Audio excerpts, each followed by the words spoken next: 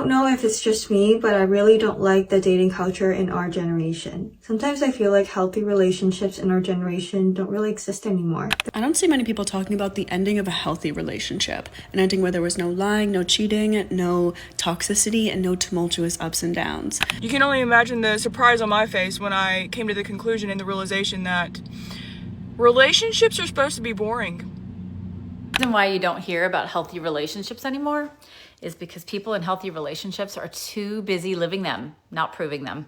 Today I'm going to show you something nobody wants to admit. Relationships didn't die, they just disappeared from the internet. And you know why? Because everything that shows up online is broken, exposed, or turned into a performance for likes. Meanwhile, the few healthy couples that still exist are hiding, living in silence, far from the chaos, protecting what the TikTok generation destroys without even noticing. But here's the catch. When these women finally decide to speak, they reveal a truth that hurts. A truth a lot of people don't want to hear, and one that explains why so many stay single, lost, and unable to keep anything real. I don't know if it's just me, but I really don't like the dating culture in our generation. Sometimes I feel like healthy relationships in our generation don't really exist anymore. There are so many innovative terms like situationships or people just playing games, and that's not how I like it to be. I hate the idea of going to first dates, second dates, third dates, finding out that this person and you are not compatible, and then you go on another first date, second date, third date. It's like job searching.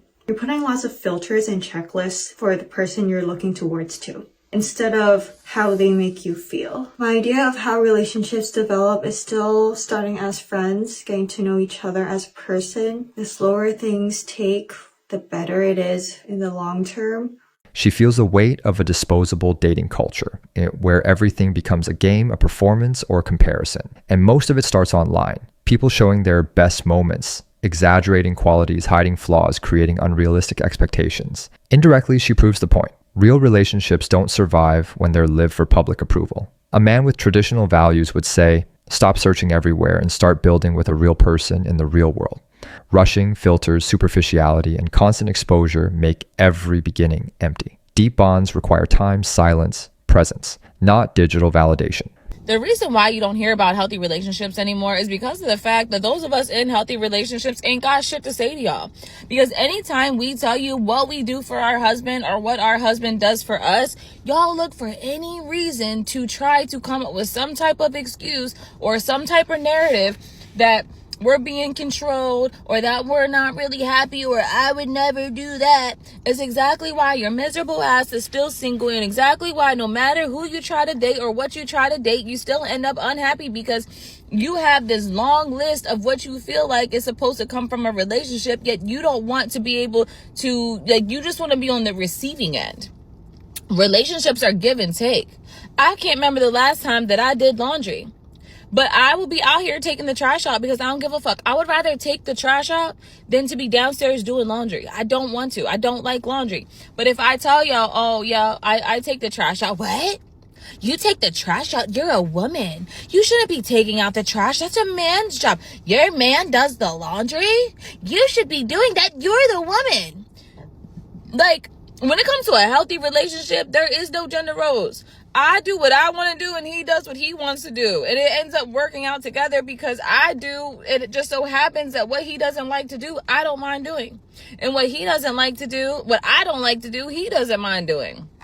Like, y'all are weird. My husband cooks probably most of the time. My husband taught me how to cook because I didn't know how to cook shit. I didn't know how to season. I was raised by the Caucasians. No offense, but I didn't know how to cook. So he taught me how to cook. He does most of the cooking. And when he gets done cooking, I serve him his plate. I serve him. And then once he's done eating, he gets up and leaves. And I take his plate. And I go there and I clean the kitchen up.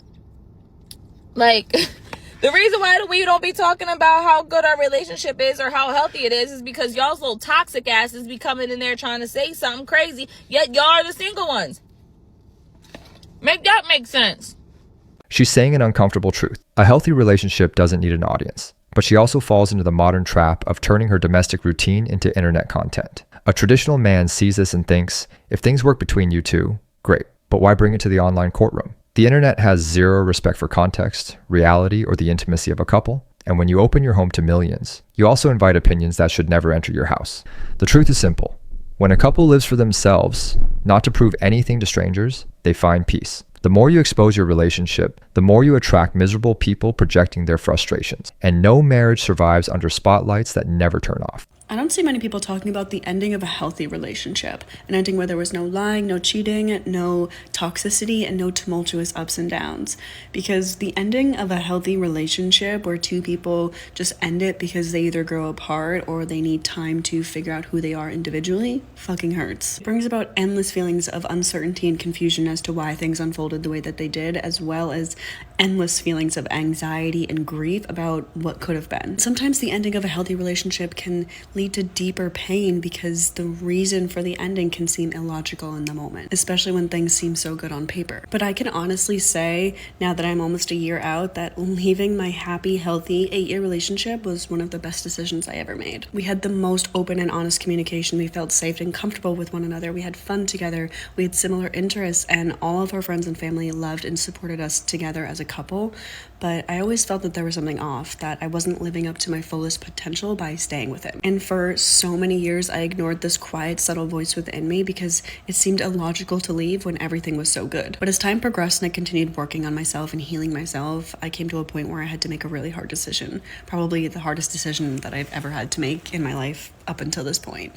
And although I didn't have logical reasons for leaving at the time, in retrospect, it all makes so much sense. I've learned so much about myself during this process, and I've had the most beautiful, incredible, eye-opening experiences that I never would have had if I had stayed in my relationship.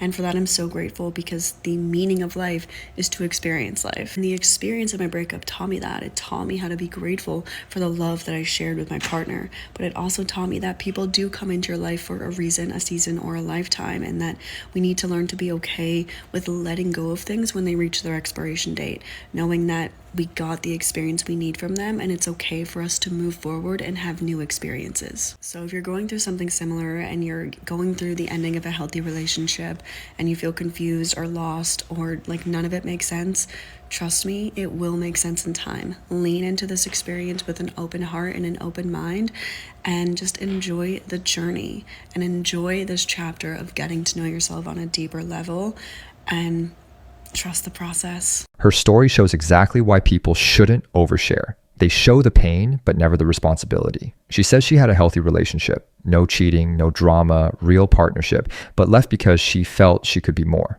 That's the mindset of this generation. Good relationships are abandoned because people consume too many outside ideas, compare too much, and convince themselves that there's always a better version of life out there. For a traditional man, this is the danger of turning your personal life into a public narrative. She romanticizes her decision, but ignores how many people destroy something good chasing an excitement that doesn't exist. The more you expose your private life, the more you start seeing it as content. And content needs novelty, drama, and constant change. Real relationships need commitment, not applause. The reason why you don't hear about healthy relationships anymore is because people in healthy relationships are too busy living them, not proving them.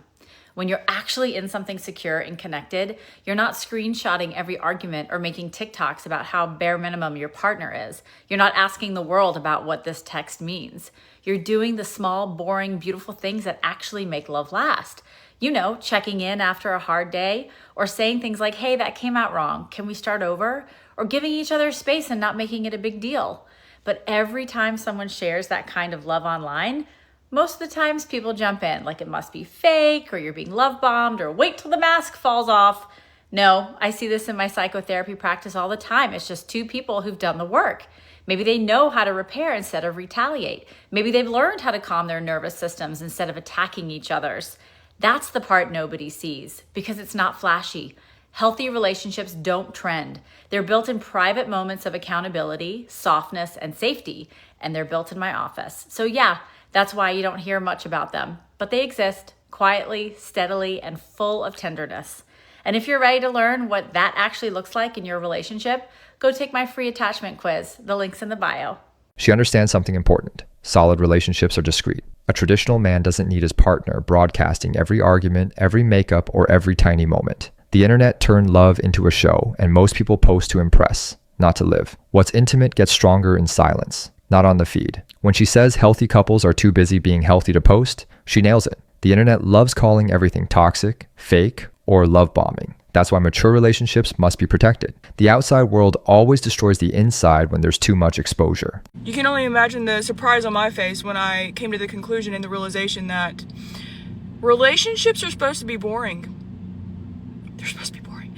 I didn't understand this because I grew up in an environment in which love was always this huge event. Love was an event. Love was something that was put on display for everyone to see, because if everybody couldn't see it, then it wasn't love. That was the way that I was raised.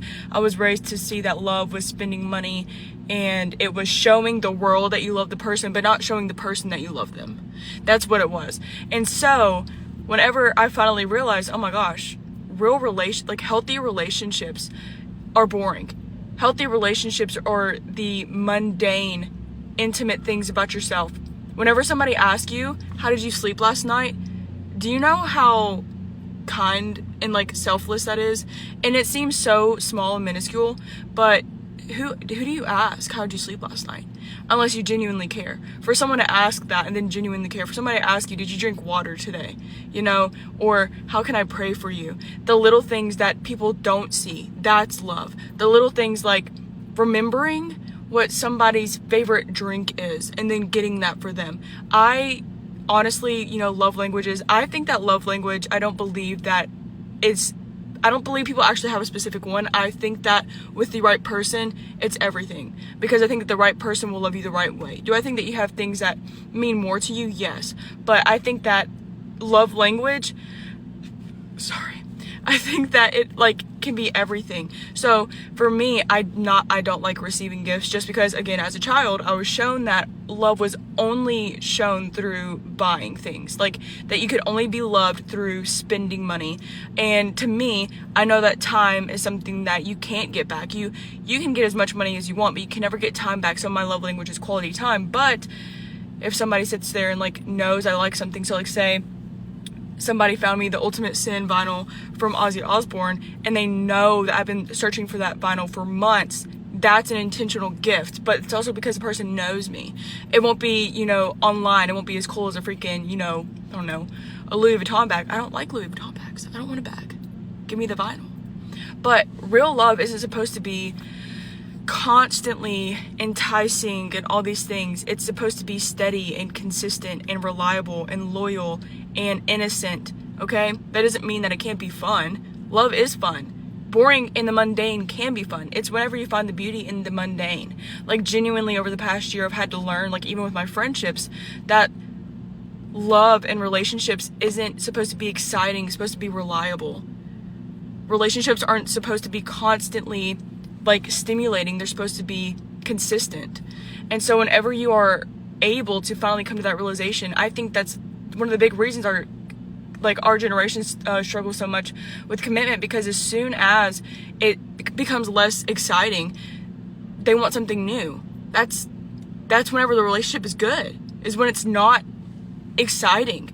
Because it is exciting. It's exciting to know that somebody, even though everything in every conversation isn't constantly oh my gosh, blah, blah, blah, blah, blah, that they still choose you. That's beautiful. It's beautiful to know that somebody chooses you whenever it's mundane.